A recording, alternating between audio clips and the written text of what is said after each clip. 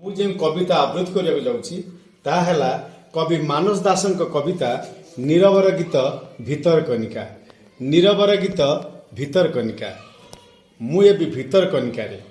ମୁଁ ଏବେ ଭିତରକନିକାରେ ଏଠି ବର୍ଷା ହେଲେ ଗଛମାନେ ଗାଧୋଇ ପଡ଼ନ୍ତି। ମୁଁ ଗଛମାନଙ୍କ ସହ ଗାଧାଏ। ଖରା ହେଲେ ମୁଁ ଗଛ ମୂଳରେ ବସେ। ଗଛର କଅଁଳ ପତ୍ର ମୋ ବୋଉର ପଣତ ପରି ମୋତେ ଛାଇ ଦିଏ। ଶାନ୍ତିରେ ମୋ ଆଖି ନଇଁ ଆସେ। ରାତି ହେଲେ ମୋତେ ଭାରି ନୋଳା ଲାଗେ। ମୁଁ ଗଛ ପାଲଟିଯାଏ। ହରିଣ ବାର୍ହା ସିଂହାଳମାନେ ମୋ ପାଖରେ ଆପଣ ରହି ଘୁରି ବୁଲନ୍ତି। ମୋ ପାଇଁ ଭିତରକନିକାରେ ଖରା ବର୍ଷା ଶୀତ କାକର ସବୁ ସମାନ। ରାତି ହେଲେ ଗଛମାନେ ଅନିଦ୍ରା ରହନ୍ତି ମୋ ପାଇଁ। ମୁଁ ସେମିତି କମ୍ପ୍ୟୁଟର ପାଖରେ ବସିଥାଏ। କେବେ କେବେ ହଜିଯାଏ। ବାହାର ଯାଇ ଦେଖେ ସବୁ କେମିତି ନୀରବ। କେବଳ ମୁଁ ଅଫିସରେ ବସି ରହିଛି।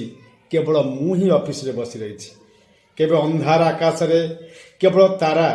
ଗଛମାନେ ଅନ୍ଧାର ପାଲଟି ଯାଆନ୍ତି। ନଈ ନାଳର କଳକଳ ଗୀତ ଶୁଭୁଥାଏ।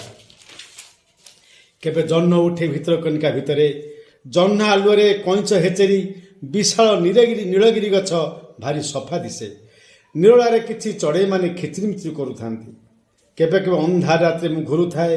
ମୋର ଦୃଷ୍ଟି ଥାଏ ଶିକାରୀମାନଙ୍କ ଉପରେ, ଯେଉଁମାନେ ନିରୀହ ପଶୁପକ୍ଷୀଙ୍କୁ ନିର୍ମମ ଭାବରେ ହତ୍ୟା କରନ୍ତି। ସେଇମାନଙ୍କୁ ଲକ୍ଷ୍ୟ କରି ମୁଁ ହିଁ ରହିଥାଏ।